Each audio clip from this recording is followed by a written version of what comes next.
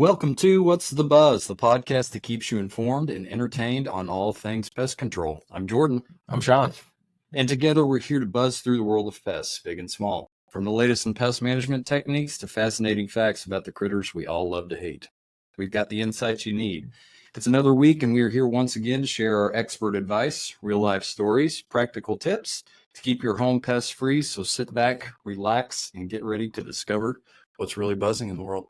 Hey, Shawn. Hey, Jordan. How you doing? I'm great. So, guys, we're back with another episode of What's the Buzz? I know we left off last episode on door-to-door sales. You were going on vacation.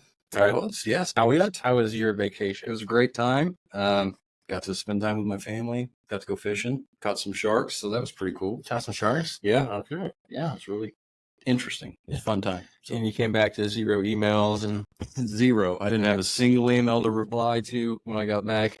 There was no work to be done either. I don't believe you for a split second. Clean slate. Well, I know last time we told you told the story, memorable pest control story, and I said I have to think about it, right? Yeah. So time to shine. Yes, but we'll go ahead and shine right now. All right. So I remember doing a roach clean out of a apartment complex locally here, and as I was going through an apartment there, and I was making a liquid application around the apartment first, and then putting out some roach bait. And normally I do that before I flush. They go through the product when they get out too, kind of a double whammy. Yeah. And I was in one of the back bedrooms in the closet, and I hadn't even flushed back there yet. And I peeked in the closet, and I felt stuff start falling onto my head and my shoulder. And it was actually German roaches from the door trim. Okay. And the cleanliness factor of that apartment complex was not the top priority. So I look down with my flashlight, and I see human feces in a cat litter box. That's pretty memorable, right? I'd say so. Pretty gross. So what'd you do next?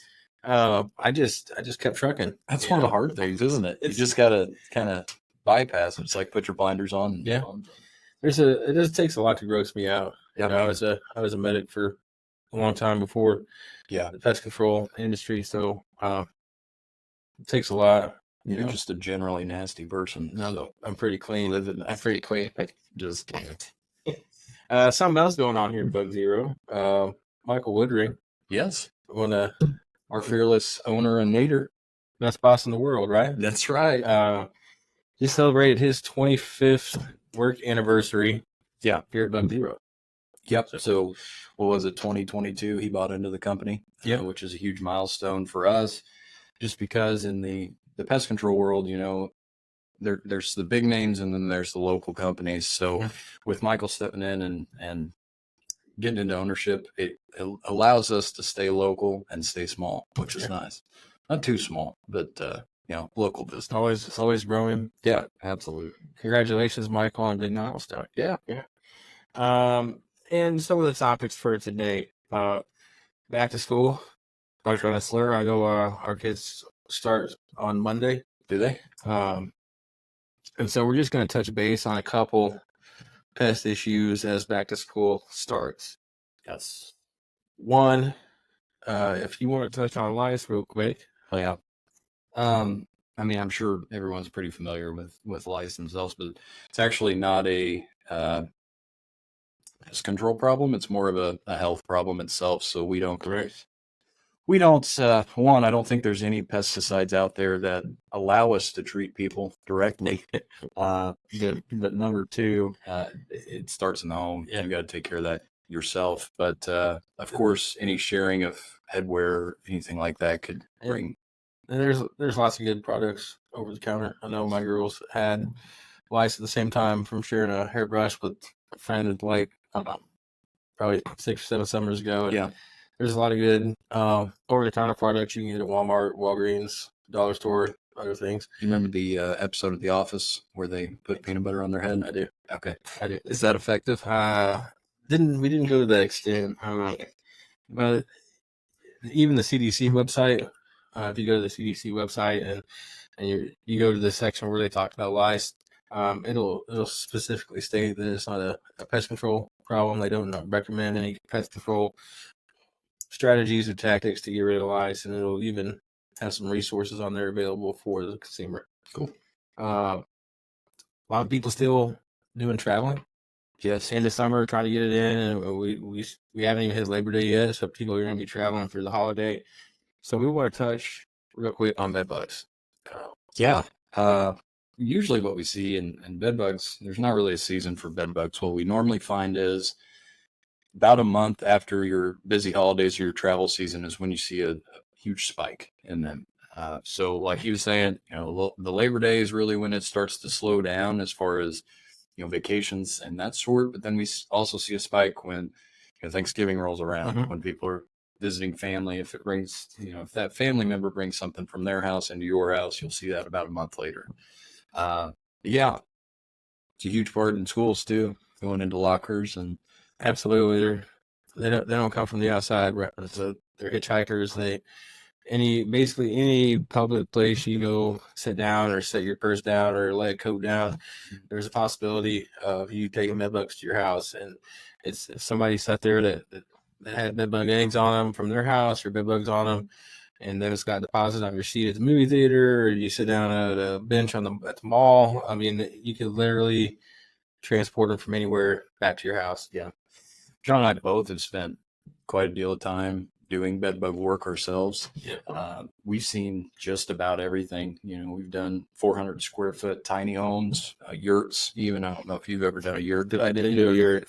All the way up to 7,000 square foot homes. They don't really discriminate, like Shawn was saying. It can really come from anywhere. It's one of the pests that sanitation does not matter. So. Absolutely. Yeah. I described an apartment complex.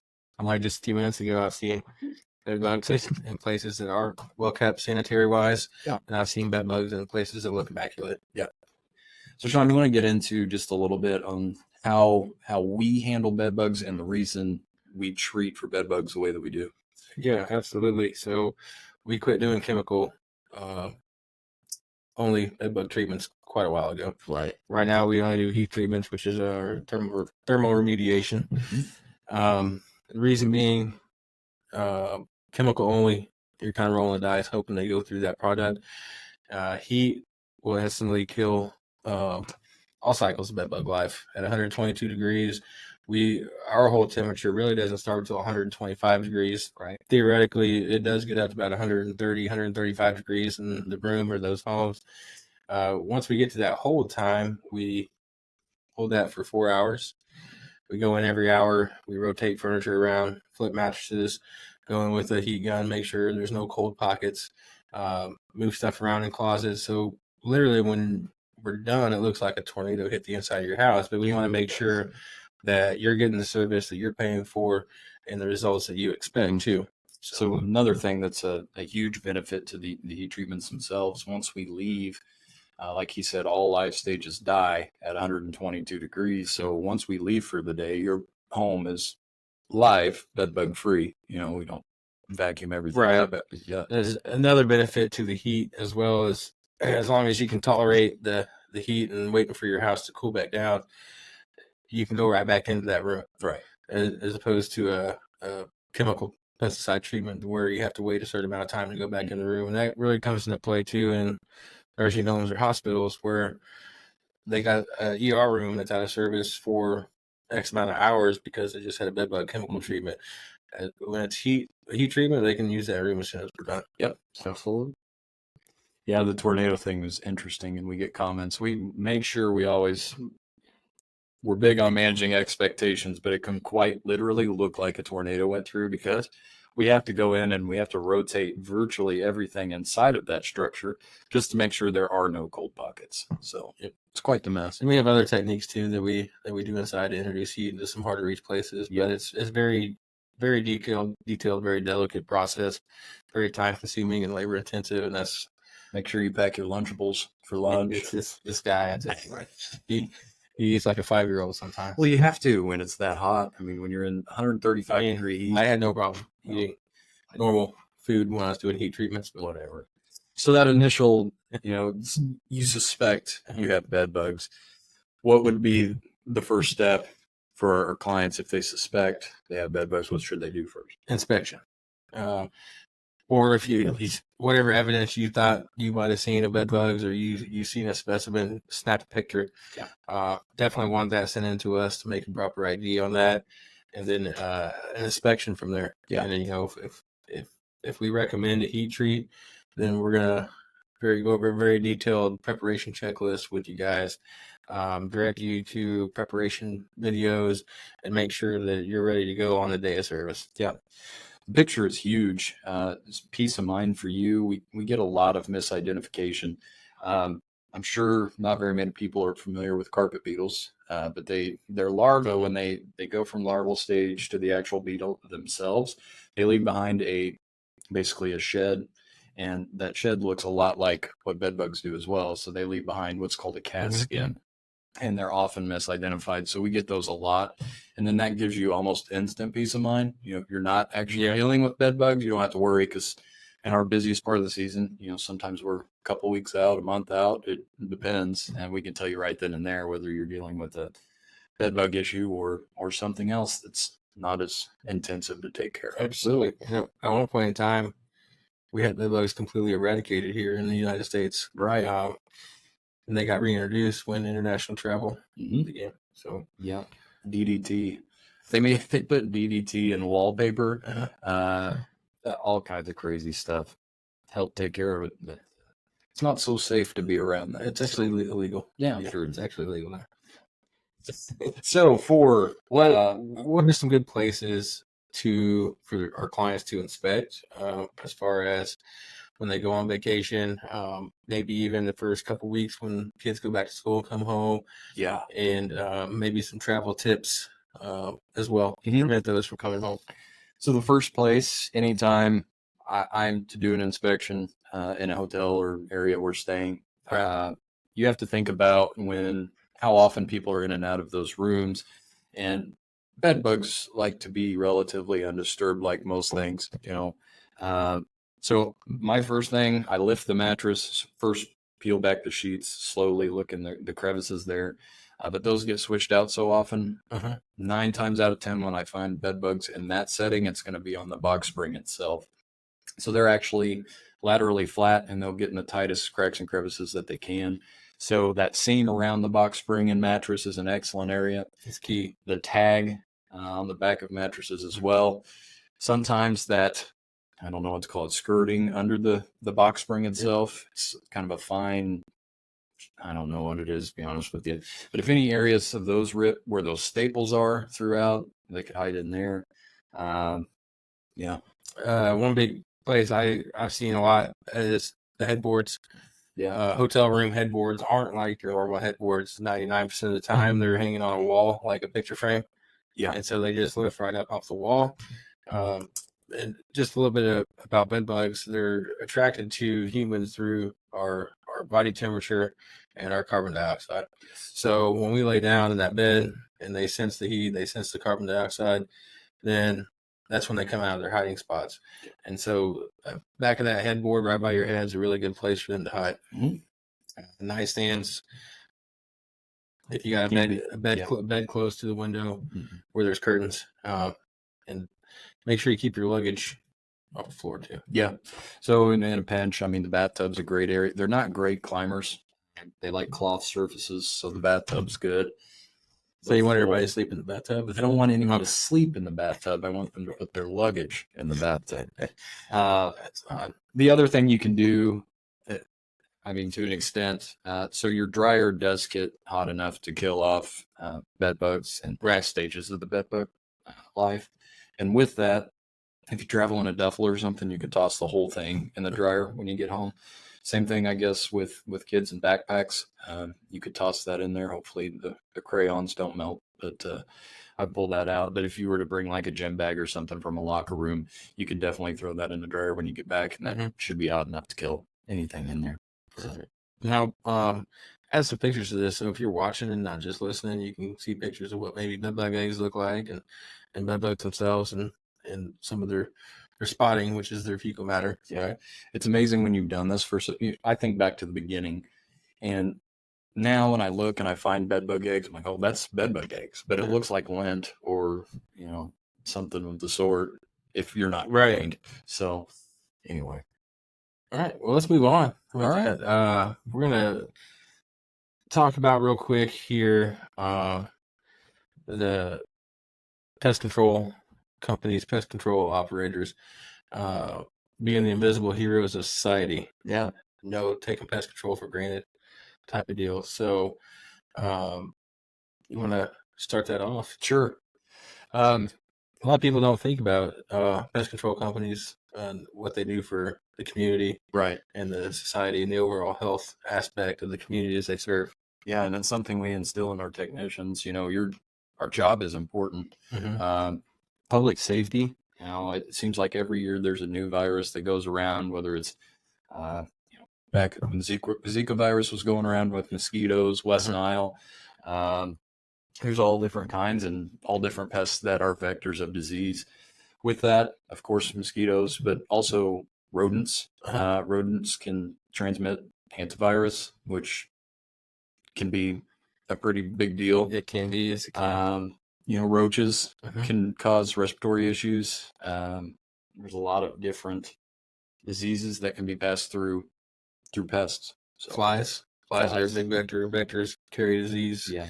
And we combat those pests. So, all of our recurring accounts have a warranty between each service, but we do different things preventatively to prevent these issues from popping up in the first place. So all of our commercial food accounts get fly control, right, automatically. Right. Hospitals get fly control, and that's more than a light trap. We do stuff to prevent them from entering in the first place. We make those extra applications to dumpsters, to exterior trash bins, to entryways. Mosquitoes. I think we talked about this before a little bit on one of the other episodes about pest control companies having to have a Category 3 license through the Department of Ag to actually make applications outside the 10-foot ban of a structure. And so with us having that Category 3, it allows us to target pests, the mosquitoes at their source, and hit their, the underside of tree leaves and vegetated areas and shaded areas away from the home before they get closer. And it goes, even deeper than that. So a lot of our larger commercial accounts have certain standards that they have to meet, AIB compliance, where they have a certain, especially with rodents, rodents don't have the ability to stop urinating. So anywhere they move, there can be potential that there was rodent urine there, which like I said, at a state or a national level, they have certain guidelines that we have to follow to take care of those before they become a problem. So, and talking about rodents and public health, I know you talked about the hantavirus, but if there were no preventative control measures on mice and on rats, they would be running rampant everywhere. Yeah, they reproduce so quickly. And you can get into the weeds here, but I've had them in my glove box of my Jeep at one point in time. They just get anywhere. And at that point, they're going to tear up wiring and they're going to cause a huge mess too. They eat your granola bars, which is super annoying when you want your granola bar. I will not. Much full of granola bar here. So the safeguarding public health is big in our industry. It kind of goes unnoticed. Protecting food safety. We just talked a little bit about food service and flies and stuff, but we got to protect our clients' reputation. We got to protect their food that they serve to customers.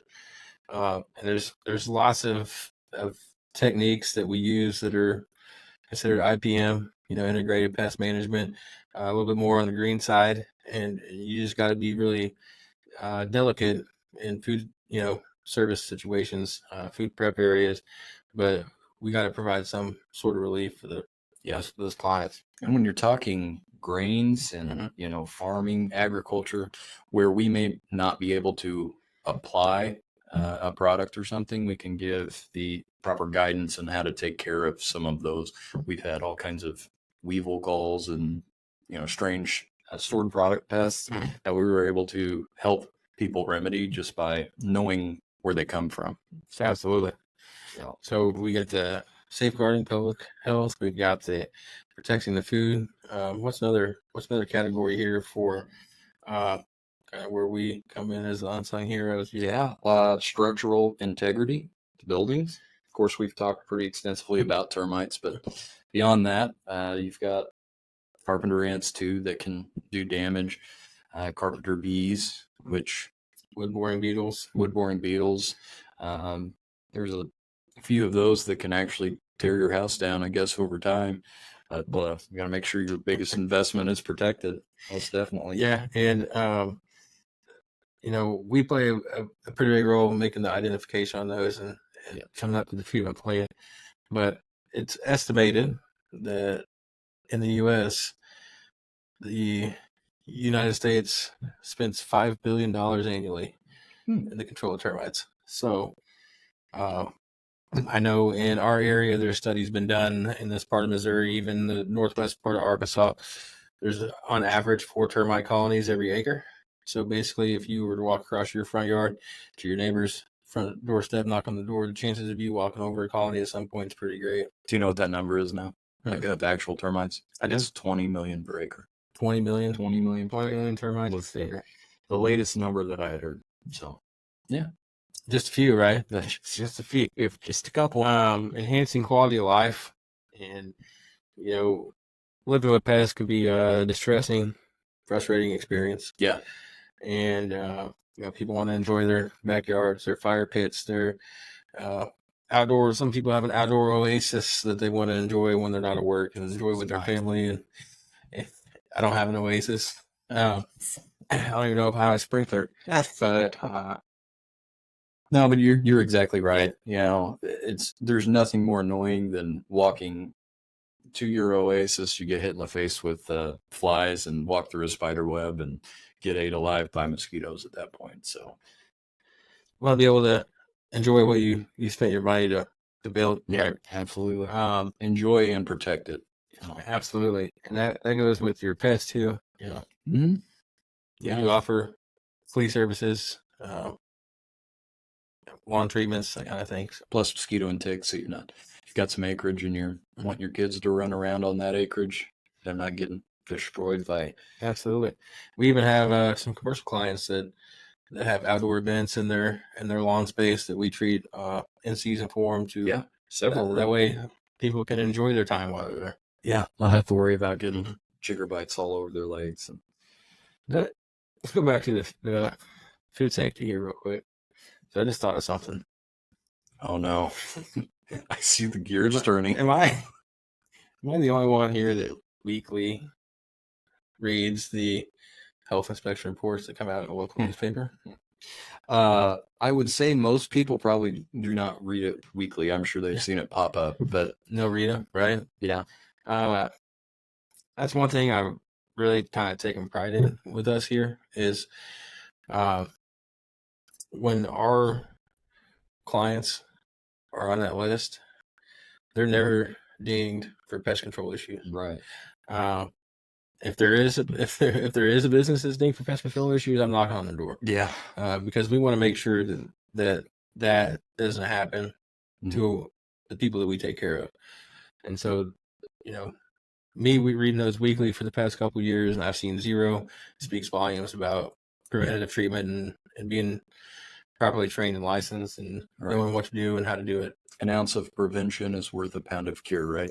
So you just make that up? I just made that up right now. But you're going to spend a little bit now to prevent that problem rather than a lot later with a lot more pesticide to take care of the larger issue at hand. Absolutely. So, plus kind of topic we'll talk about on this is the environmental stewardship. And so not only prioritizing the human well-being, but also strive to protect the environment. Yeah. And so I talked about integrated pest management just briefly a few minutes ago. That's techniques that minimize the use of pesticides and chemicals in certain areas. So that way there's reducing the impact basically on the ecosystem. Yeah. So huge one that probably comes to mind for everybody first would be bees. Absolutely. We keep a a pretty extensive list of beekeepers, and if anyone you guys know would like to be on that list, if anytime we get a swarm call or something, we're reaching out to those beekeepers to save that swarm itself. But then also our technicians are trained on proper areas to treat, stay away from the flowering plants, because obviously they're very beneficial to our society and our well-being. So yeah, we're in our society. Work diligently to protect our clients and the health of the general public. And so, beyond that, I mean, our lake goers. Do you know any lake goers at all? Lake goers? Lake I goers. mean, I go to the lake. Yeah, I go to the lake all the time. Your dock. Have you ever had spider webs all over your dock? Absolutely. So we have options that are eco-friendly to treat docks as well. So there's a lot of times we have to put our thinking cap on too. So figure it out. We have a lot of high sensitive different accounts that are out of the ordinary, right? And animals involved, whether it's animals or elderly and sick or whatever. We have to think outside the box to take care of those solutions. So you're absolutely right. And I want to back up a little bit just to bed bugs, because we didn't get to talk about a few things with bed bugs. And an interesting fact about bed bugs, the way they reproduce is called traumatic insemination. Do you know what traumatic insemination is? I wish you would show me. So traumatic insemination is just how it sounds. Do you want to hold this for me? Like, hold it out a certain way? Just hold it out. So traumatic insemination is quite literally through that way. Okay. So it's really brutal. That's a really good fact. Yeah. How about you shared that with us? I thought everyone would want to hear that one. We have a plethora of useless and weird insect knowledge. So yeah, if you ever want to know weird stuff, just ask us. We'll be more than happy. And speaking of that, our Facebook page has been up and going. Yes.